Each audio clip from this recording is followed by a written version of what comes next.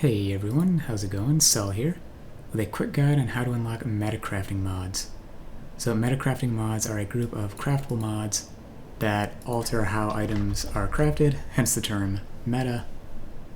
And all of these except this Warcry one are included in the metacrafting mods, so suffixes cannot be changed, prefixes cannot be changed, and then cannot roll attack or caster modifiers.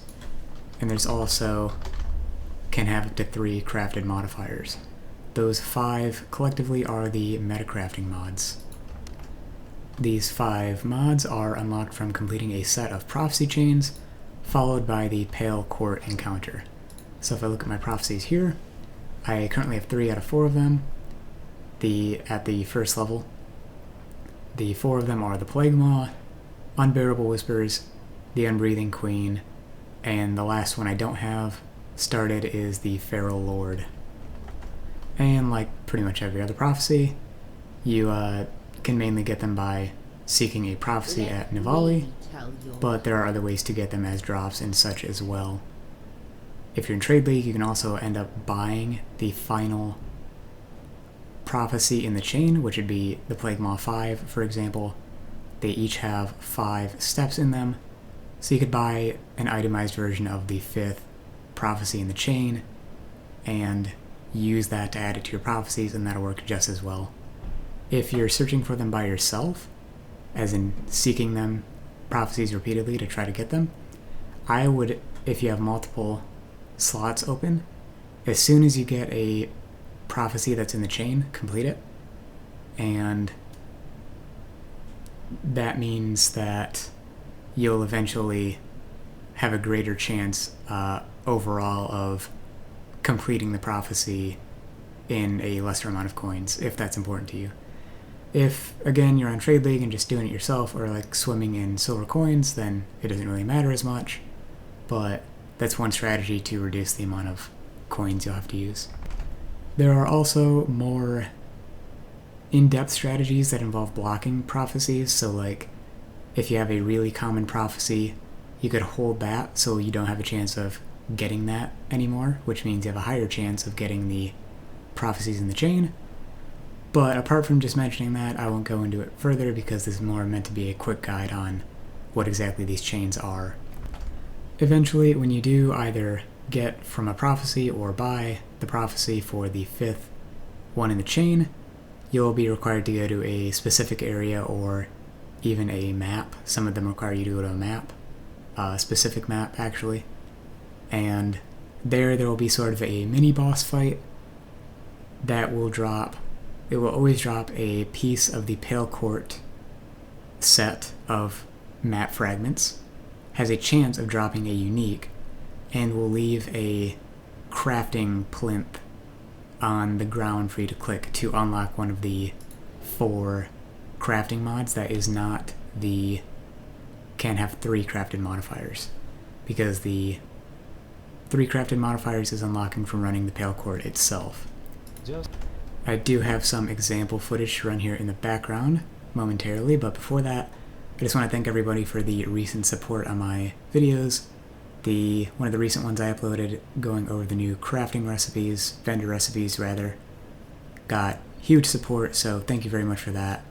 I'm getting very close to my first major subscriber milestone, as some of you may have noticed, so if you like this video or it helped you, please subscribe or give it a like. Also comment. I respond to as many comments as I can. I appreciate all the support, and again, thank you for watching and for that support. So, as I mentioned, eventually the prophecy will require you to run a map or go to a specific area in the campaign. In this case, the Plague Maw 5, I'm going to a crystal ore map, and just at the beginning here, there will be a mini-boss that I mentioned, and something else of note once we defeat him here momentarily. Pretty easy. There's a kind of a separate area for him, so there's no other distractions. And as you can see, he dropped his key. He did not drop his unique, unfortunately, but notice that crafting recipe is there as well.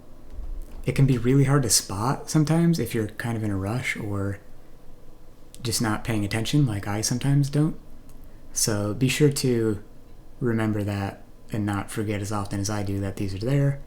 Otherwise, if you move on and enter another map, you'll have to do the entire chain over again or buy another prophecy and kill the boss again because this recipe will have disappeared.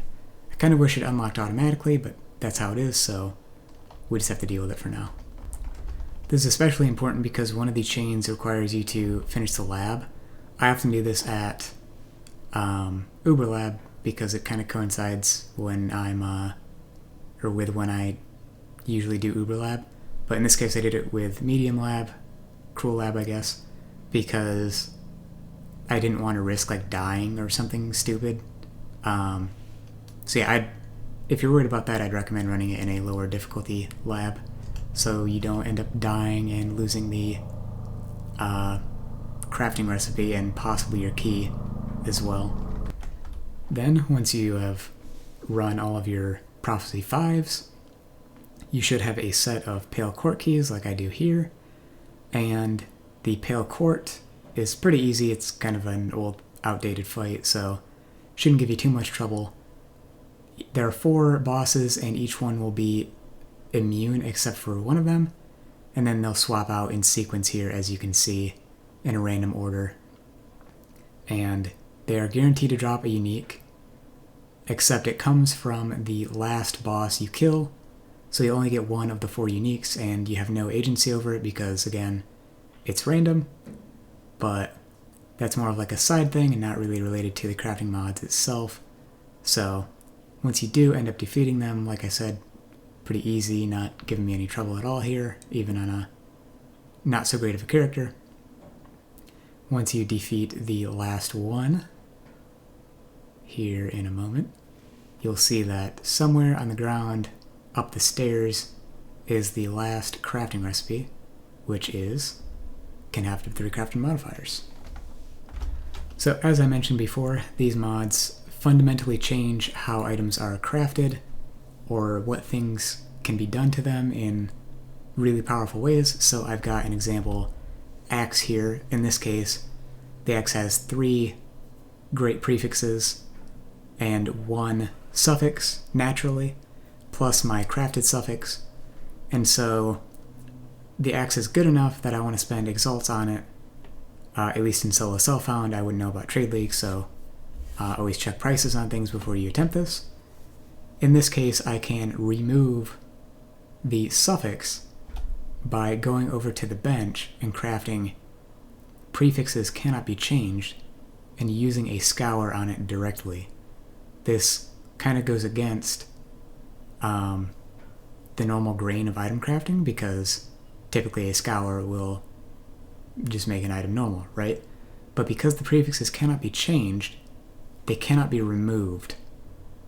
Keep in mind that this does not mean that they can't be added to.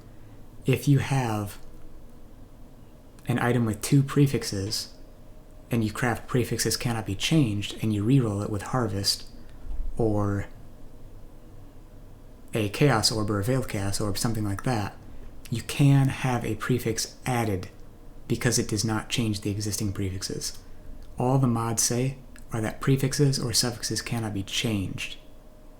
So keep that in mind whenever you're doing this. So apart from that side tangent, here we go with crafting or scouring the axe. And as expected, the suffix was removed and left me with my 3 prefixes, which are Flat Fizz, Hybrid Fizz Accuracy, and Hybrid Fizz Chance to Poison. So from there I can have the 3 crafted modifiers and eventually come to the realization that I can't craft the mods that I want because they conflict with each other and settle on something of slightly lower quality, but still ends up being good. It's a good enough axe for my purposes, and one I will be using not only on the character that has it right now, but in the future as well. So if we skip ahead here a little bit, I ended up crafting just straight up attack speed. So that's pretty much it. This is a very powerful way to finish off an item, especially in solo self-found, where you have less of a use for exalts since you can't trade for them, and a lower bar for what makes an item good. If you have 2 or 3 good mods and then 3 open affixes to multi-mod, you're usually pretty happy with that in solo self-hunt, as long as the original few mods are good, or you're going for some specific powerful crafts for your multi-mod, like minimum charges or something. Minimum charges plus damage or resist or something else you need to fill out, for example. Anyways, that is pretty much it, guys. I hope this was helpful in some way. And I already begged for likes and comments and subscriptions earlier, so I won't do that again. And yeah, if you have any feedback on this guide, definitely let me know. I'm looking to improve in whatever way I can. How do you guys feel about the format? Is there anything I could have done differently? I look forward to hearing about it. So thank you once again for watching, and I'll see you around. Peace.